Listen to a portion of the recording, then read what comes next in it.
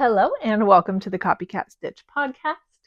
I'm Bailey, this is Annie, and we will be your hosts for today's podcast episode. It's been a little while since the last one, but we knew that was going to happen because I had a vacation. I've actually been super busy and I've had some changes to my schedule. So my podcast filming is on hard mode now. I actually got a new job offer a couple weeks before I left for vacation, which means that I put in my notice. I had my last days at work. I went on vacation and I came home and started a new job 2 days later. So it's been a very, very busy couple of weeks for me. I still got a lot of knitting done. I'm still myself, but it's a different type of knitting than normal because I was on vacation, because I've been on the go a lot more than normal, and because my schedule has changed in general. I think I'm going to get a little more on the go knitting done and a little less home knitting done. And also, it's nearing sunset. I don't think the sun will go down while we're filming, but as we get into the winter months, I might not have any daylight to film in, which kind of sucks. I'm used to filming on weeknights after work, but I'm used to getting home earlier in the day. So it's going to be a little different, but we're going to roll with it. I'm going to continue to try my bi-weekly schedule with, of course, exceptions for vacations and such. Just so nosy today. Nosy every day. Okay, so I do have a couple finished objects. I have very few whips to share for once, and a couple of acquisitions, I guess. Oh my gosh. So 2 of my finished objects are actually things that you've never seen on the podcast before, and I've never mentioned on the channel at all, in fact. They were both vacation cast-ons.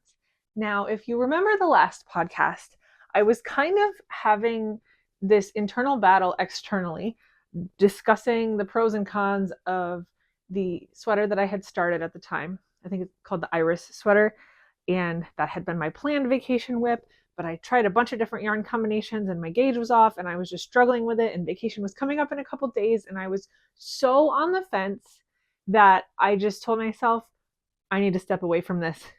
Any decision I make about this to try to take it on vacation is going to be too rushed, and the last thing I want is to be on this 10-day trip and my main project be something that I'm not enthusiastic about and or don't want to finish. So my plan at the time had been that the Iris sweater is going to be my main project on vacation, and then my backup project is going to be this shawl pattern that I picked out, which I believe is called the I'll Always Love You shawl, or You're Always in My Heart shawl, or something like that. I don't remember. It's some very sentimental phrase that I believe is a quote from a film or something. I'm not sure. I don't get the reference. But I had chosen a couple vaguely Halloween-y colors. It's actually one Halloween-y color and a neutral color that I wanted to use to make the shawl. And I have actually completely made it. So I cast it on a couple days before vacation and I worked on it on my whole vacation. If you follow me on Instagram, you'll have seen it in a bunch of like stories and things. And I did do one grid post about knitting on vacation, but I didn't share a lot of the details about it at the time because I was, of course, vacationing and taking a break from everyday life. So this is the shawl we're talking about. It is already blocked. I think you can see because this eyelet motif opened up beautifully with blocking, and I really love it. I haven't worn it yet because it's been up here in my finished objects pile, so I don't forget to show it on the podcast, but I do love it. So the idea for this came when I wanted to use this sort of like slime green, acid green tweed yarn that I had in stash. I had 2 skeins of it. It was from, say it with me, the late great Knit Crate. I have a ton of Knit Crate yarn in my stash, both because I was a monthly subscriber and because I used to shop their sales as things were, not discontinued. They were kind of always discontinued. As they had surplus stock, they would do these great sales when you could get a really good price on sweater quantities or larger quantities of natural fiber yarn. Sadly, that's probably why they went out of business, because their prices were too good. Anyway, this green color was like a fall and or Halloween color from years past. The colorway is called Apple Picking, and it doesn't show up super well in this stitch pattern, but it is a tweed. And then this gray color I also had in stash, and I don't remember all the details about it. It was hand dyed. I did pick it up when I did a New York Fiber Trail video last year. I believe that was in Rochester or Buffalo that I picked this one up. Something moo, it rhymes. Moo yarns, I think.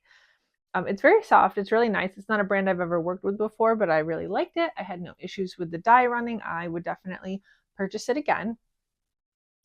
And I chose this shawl purely because I wanted to make a simple but not too simple shawl with 2 colors so that I could just use stash yarns. I had 2 skeins of each. The pattern was not super clear on how much yarn it would use. I actually didn't even dip into the second skein of the green. I used just under 1 skein of the green yarn, and I used up the gray almost entirely. I had a very small amount left at the end, maybe a gram.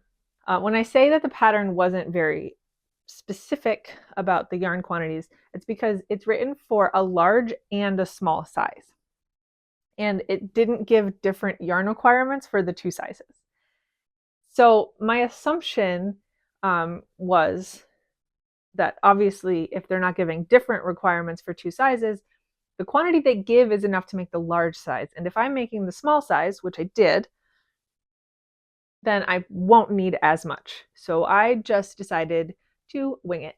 And as I often do, I won't say I love yarn chicken, but I will never shy away from yarn chicken because I am a cheapskate at heart. The yarn that it called for, specifically, it was like very large skeins. I want to say they were like 225 grams or something like that, 250 gram skeins of yarn, and it said you need 1 of each color.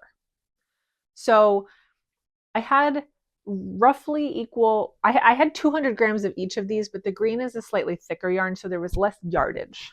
There was like 420 yards of the gray and 300 yards of the green. So that's what made me decide to use the gray as a main color, because I thought it would go farther.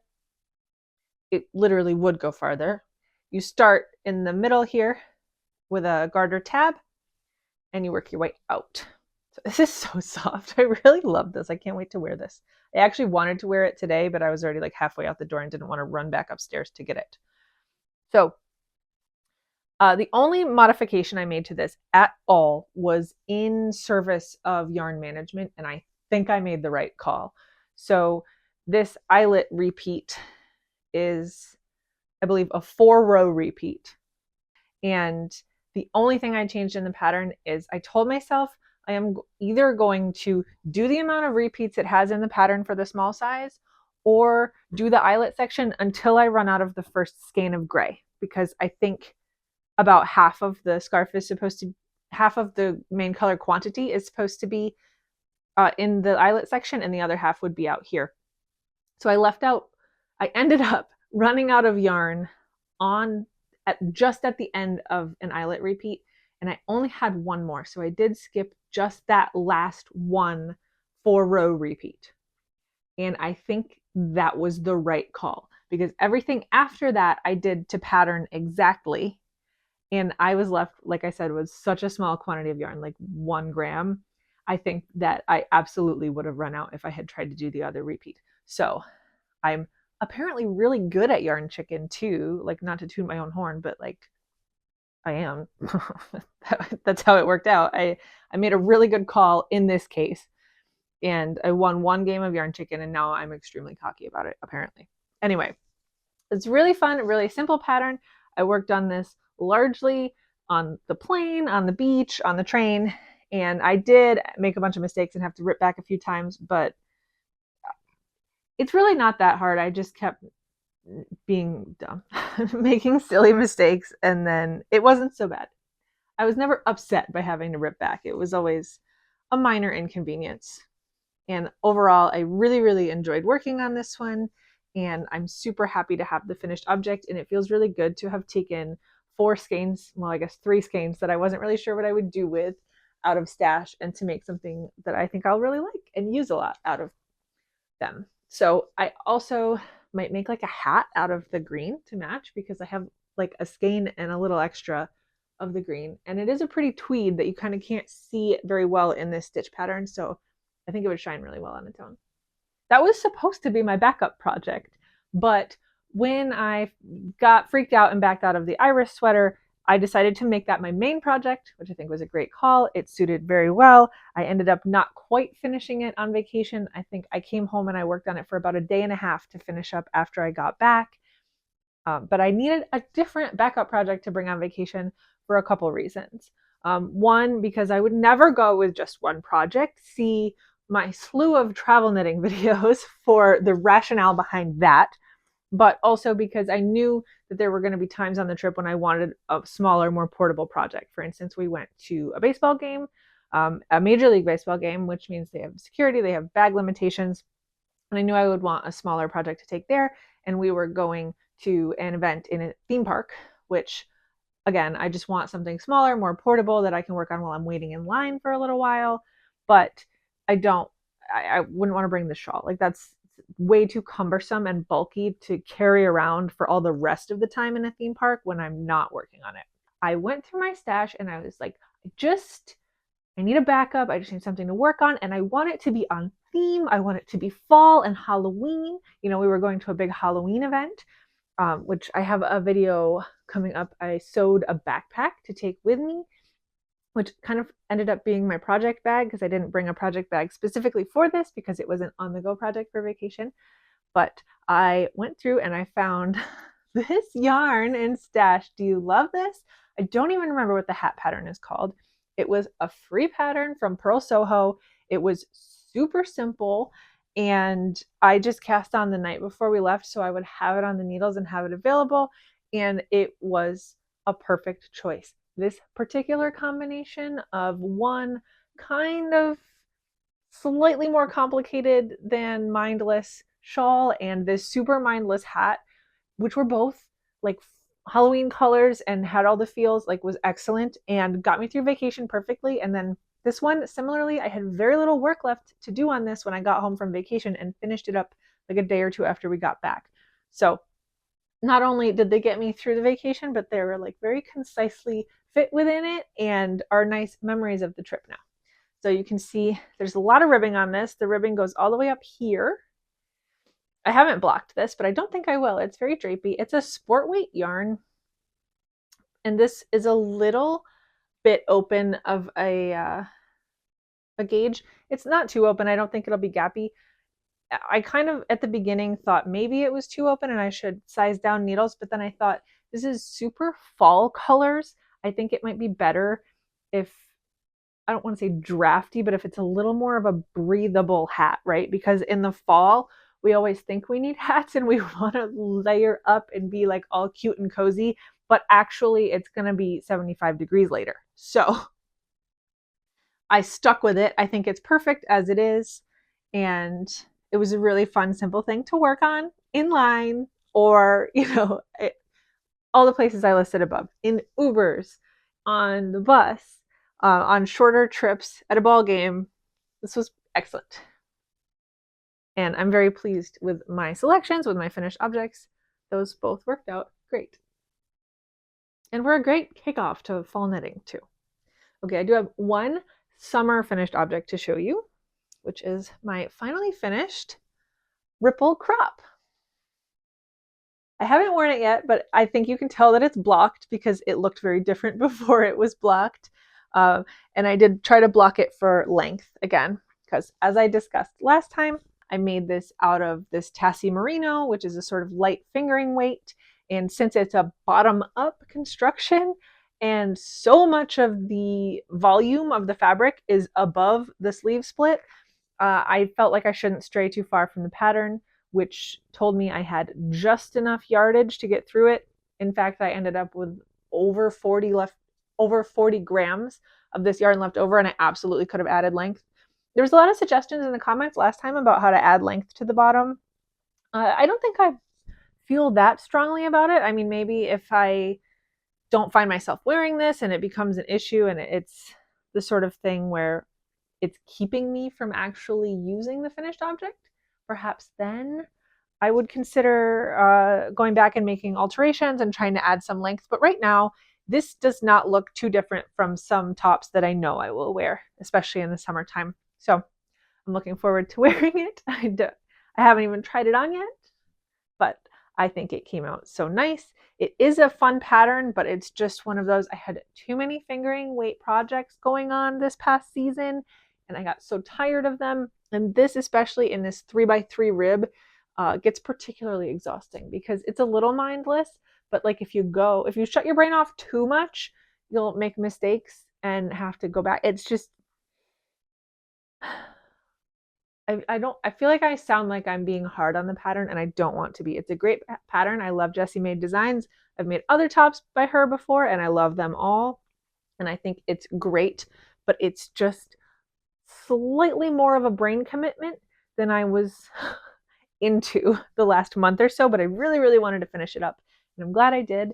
It's gorgeous, super soft, beautiful yarn, and it's actually quite a fall color. I might try to wear it this season even, because it's still quite warm here, even though I'm obviously trying to dress the part and pretend like it's fall. It's still pretty hot in the afternoons here. So I only brought up 3 whips to show you. One you've seen before, and the other 2 are quite small. So let's just do a quick update on my Cavo Jumper because I am in love. I've not done a ton of work on it since last time because I didn't bring it on my trip with me. And obviously most of the last couple weeks I wasn't home to work on it, but I did think about it a bunch. Like, I'm not gonna lie, I was like sitting on the beach in Miami actually, and like, oh man, I wish I had that sweater. Not that I would have actually liked to have been working on a woolly wool cable knit on the beach, but I longed for this project while away. I can't lie. So as you can see, I am below the sleeve split. This gorgeous all over cable pattern is a sweater by Irene Lynn, who is my new designer crush right now. I'm into like everything she puts out. I keep buying them, but I haven't actually finished any of her patterns yet. This one's going to be the first. I've been working on it constantly. I love it. I was skeptical if I could handle all over cables. I've never tried this degree of all over cables before, and I'm very much enjoying it. At this point, I have fully memorized the stitch pattern, and I haven't looked at the chart since before the sleeve split. It's super fun. I'm enjoying all the details so much, and I'm making it out of Knit Picks Wool of the Andes in worsted, and I believe the main color is Mink Heather, and this brown contrast color in the Latvian braid detail is Lava Heather. So yeah, not much more to say about this one, except I'm still madly in love, and I cannot wait to have it. Although I probably, I mean, like I say that, but I wouldn't be able to wear it yet. It's way too warm to wear this yet. But I'm thinking at the pace I'm going now, I'm going to have finished it up by the time I have cool enough days to actually wear a woolly wool sweater. And I'm very much looking forward to it. And I'm also looking forward to like casting on more of my fall knits. But right now, I have not even had cast-on-itis at all since starting this one because, like I said, I'm head over heels. Okay, now we have 2 fun little baby knits for my little nephew who is now 5 months old. I do not believe my sister watches this. I cannot imagine a world in which she would spend her time watching a knitting podcast just because I'm the one hosting it.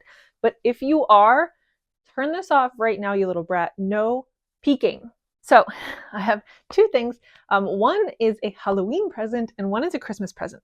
So I haven't told my sister yet, but I'm planning on sending my nephew a little boo basket this month because I love Halloween and I want him to know from the beginning what an important holiday it is. So I've got some little other Halloween themed gifts picked out and ready to go, but I'm making him a little sweater. So I'll show you the sweater and then I'll tell you where it's coming from because I'm kind of making it up. So this is all I have so far. I mean, I've started the other, this is the front panel. And then I've gotten a little ways up the back panel. Not very far, but I love it so much. It's just all the Halloween vibes in one little teeny sweater. So I smile every time I look at it. It's so stinking cute. So I just dug through Stash to find some yarns because I wanted to make him like an all over color work uh, Halloween sweater like this one. I didn't find any patterns I liked for baby Halloween sweaters. I did already own the Pacific Knit Co.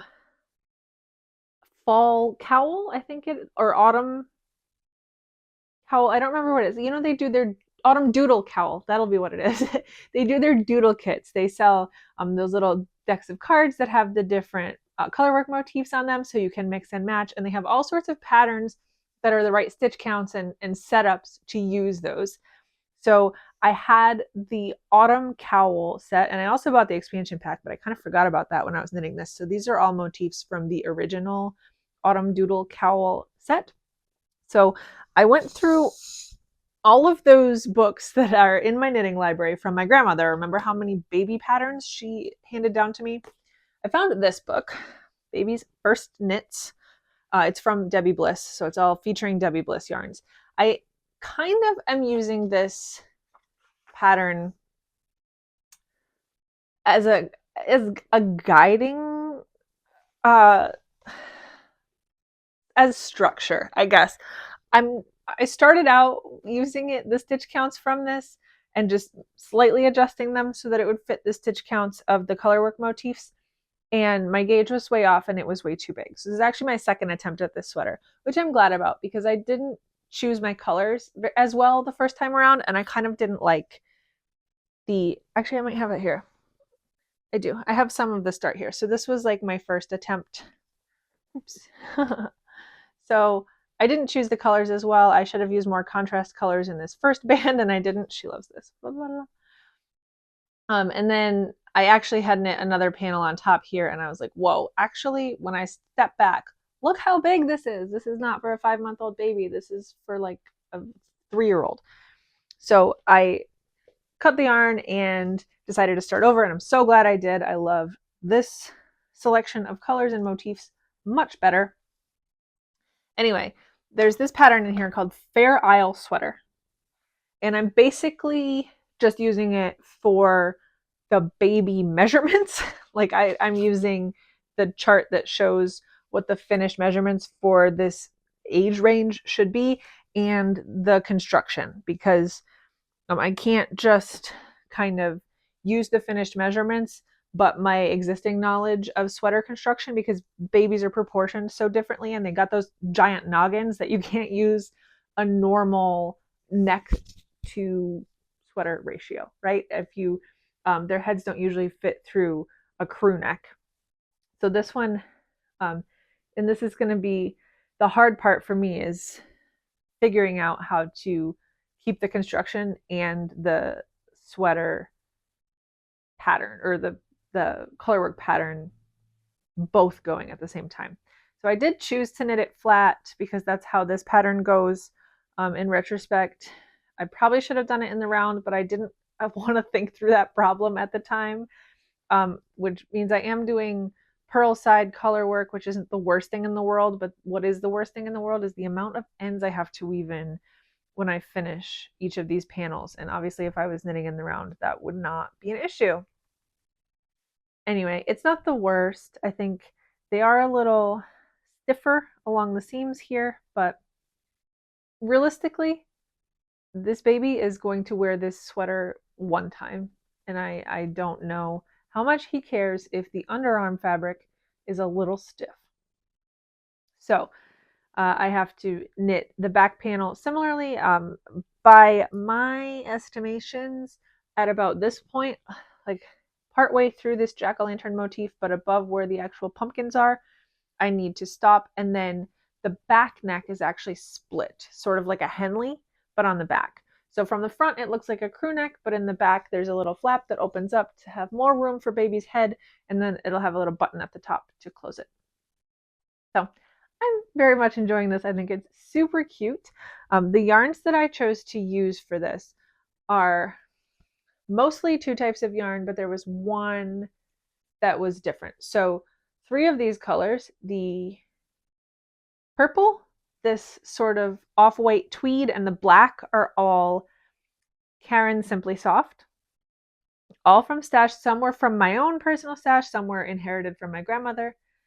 And then a bunch of the colors were actually some of the quantities that I have left over from my abandoned 2021 temperature blanket. So the white, the orange, and the yellow from the candy corn are all, what is it called? Stylecraft Special DK. And they're slightly different gauges, but I think it works well enough on this needle size. You can't really tell. The only thing I thought it was missing when I was putting together my little Halloween palette for this was green. I really wanted a slimy green, and I really dug through my stash. I thought I didn't have one, but then Grandma's stash came through again. There was this one little 50-gram ball of a worsted weight slime green acrylic yarn from Annie's Knit and Crochet Club, and I thought that was perfect. I don't need more than 50 grams to do a color work on a baby sweater, and it's a slightly thicker yarn than the rest, so the green sections are just like a little bit stiffer, but again, I don't think that particularly matters for such a limited use item. It's mostly for the cute factor, right? So once I get the other panel knit up and get the two sleeves knit up, I do plan on doing all of the cuffs and trim and neckline in the orange Stylecraft, because it is soft and thin, and I think it makes a nice texture to be right up against little baby's neck and arms. So that was really fun. And then the Christmas present I'm making for him is something that has been on my queue forever. This pattern is one that I have seen multiple times on Knitting Traditions. Inga has made a couple of these and I love them, and she was making them before my nephew was born, and I had kind of hoped to make this to give to my sister before the baby was born, but I never had time. So now I'm just making him a larger size for Christmas. And right now it doesn't look like anything, but if you're familiar with her podcast, you will remember the First Impressions baby pants. So it kind of looks like a beanie right now, but this is basically the waistband, and I just today split for the leg holes. So right now I've got this side on the needles and then this side on stitch holder. It's basically just a pair of ribbed leggings for a baby, and it's all over 2x2 rib, so that makes it really, really stretchy, so he can hopefully wear it for a while as he's getting bigger. And the other feature about it that makes it versatile to last longer for a growing baby is that the the waistband and both legs are like way long. They're extra long. Obviously, like a baby doesn't have a waist that's like 9 inches deep like this, but it's meant to be folded over, and it's because it's so stretchy, you can fold it over less and less as the baby's torso gets longer, and the same with the legs. They're cuffed at the bottom, but as the baby gets longer, you can just cuff them a little less, and they effectively grow with the child. So I've been looking forward to making that. This was another stash yarn. I just had this single skein from Manos del Uruguay, Alegria. And this is the colorway Oxblood, another yarn that I bought on the New York Fiber Trail last year. Got that one in Corning, I think. All right, so after that, I didn't bring it up to show you, but I have resumed progress on my Stego sweater also. It looks virtually the same. I've done like 4 rounds on the sleeve since we last spoke about it, so I didn't think it was worth showing, but I did. I had contacted Yarnaceous Fibers, and Maggie was so sweet and so responsive, and she replaced the skein of yarn that I needed to finish up the sweater, as we discussed, because it was a kit and it actually didn't have enough for my size to finish it because of, I guess there's like an optional contrasting cuff or hem, and when Maggie was putting together the kits, she did a contrasting hem, so she used far less of the main color because she used the contrast color for the hem, which I did not, which was optional in the pattern, but meant that the yarn usage was a lot different between our 2 samples. So she replaced it. She's so sweet. She actually sent me some stitch markers too, which she didn't have to do. I feel bad. I wished she would have let me pay for shipping or reimburse her somehow for it, but she did not. So thank you, Maggie. As ever, Yarnaceous Fibers is one of my favorite yarn dyers. I love the theme. I love the yarn. I can't wait to have that finished object. It is one that I hope to wear to Rhinebeck weekend if it is cool enough outside. And once we get back into winter, I think I'm gonna be working more on my Sweet Shop blanket that is made out of Yarnaceous Fibers yarn as well. So the acquisitions that I have to show you are actually different. I don't think there's any yarn in here. As I mentioned, I started a new job in the last week, and one of my new coworkers happens to be a weaver and was telling me about this store in a nearby city.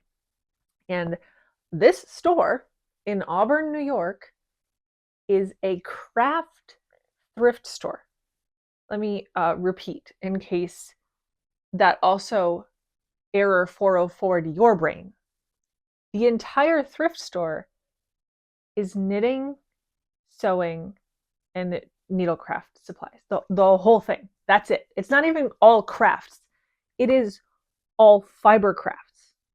They had a bunch of sewing machines, like sewing supplies, notions, knitting needles, honestly anything you could think of. And they were all wildly reasonably priced. Some of them too reasonably priced. They were so cheap. They had all sorts of buttons, every color of thread you could think of. They had cone yarn and skeins of yarn.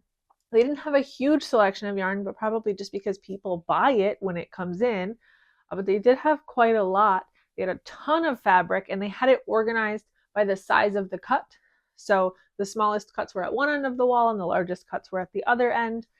And they also had some on bolts that you could purchase by the yard. They had all sorts of like embroidery and what is it called? Like I think of the plastic canvas, and it starts with a B. Borgello? What's that word? Okay. It's a Friday. That is to say, my brain is totally fried. I can't remember. But anyway, they had every needlecraft, every notion and supply and all sorts. It was overwhelming. It was so fun to look at. Honestly, if my husband hadn't been waiting in the car, I probably would have been in there for hours. But this is the stuff that I came away with. I ended up spending $18, I think. I originally had less, but they had a $15 minimum for credit cards, and I did not have cash.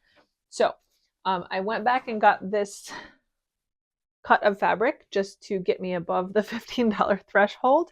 This was, let me see, 3/4 of a yard, I think, or maybe I thought it was 2 3/4 when I was there. I don't know. I think it's 2 3/4 yards. This is pretty floral.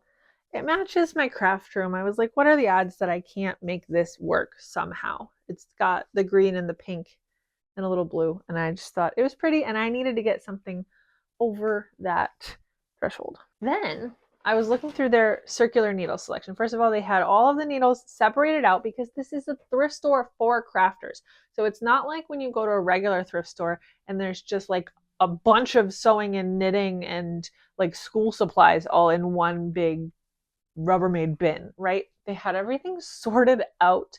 They had straight needles separate from DPN, separate from circular needles. So I was going through the circular needles. As you know, my favorite are the vintage nylon needles, which are no longer in production. So they are a finite resource in this world. And I have found that I have a lot fewer of the smaller sizes. I have tons of size US 7 and above. I have many lengths, all the different sizes that I need of those. But when I have projects on smaller gauge needles, I'm usually using metal because I don't have as many as many nylon needles that are the kind I like. So when I was there, I specifically was looking for the smaller gauge needles. So I have several here that are size. I believe I have, they're all like size 2, 2.5, maybe 3. But several of them are on the original cards. They were $1 a piece. They had tons and tons of acrylic needles. I would have gone broke if I had gotten them all, but I knew that these smaller gauge ones are the ones that are really missing in my stash. So I'm very pleased to have found these. some of them are sizes that I don't think I have at all, let alone just at the wrong like circumference. Here's a couple little notions that I picked up. This little applique I think was like $1/4. And I have a stash of patches that I know someday I'm going to make into something, but I haven't yet. And I just thought this would be nice to add to that, especially at that price. I got this cone of like serger thread because I did buy an overlocker machine that I've never learned how to use yet, but this size spool was $1. And if you know about these are quite expensive. So if they had had more white, I probably would have bought more, but this was the only white one they had. They did have a whole bunch of other colors.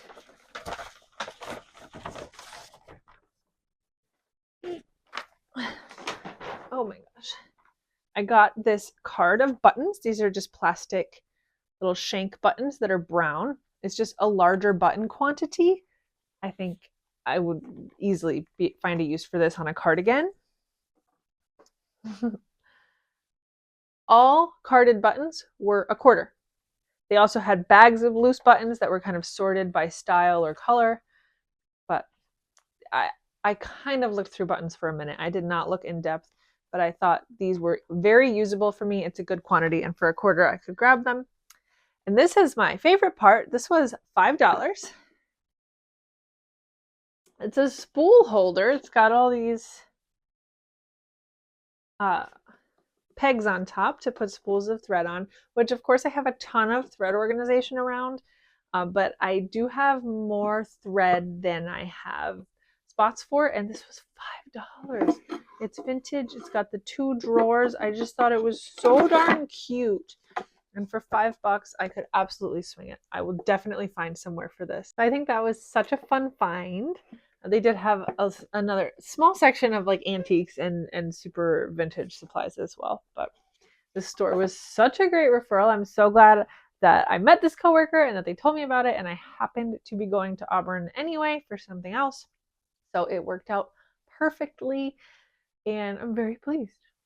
All right. So that was a fun episode, a little different. My finished objects weren't the same type they normally are. I only had 3 whips to show you, and I just had a bunch of vintage stuff to show off. But I'm so glad that you could join me today. Stay tuned. Subscribe if you haven't. I have that sewing video coming up, and I have a couple other videos planned, and I am, of course, going to Rhinebeck in a couple weeks, so there will definitely be Rhinebeck videos to come as well. Thanks for joining us today. And Annie and I can't wait to see you in the next one. Bye.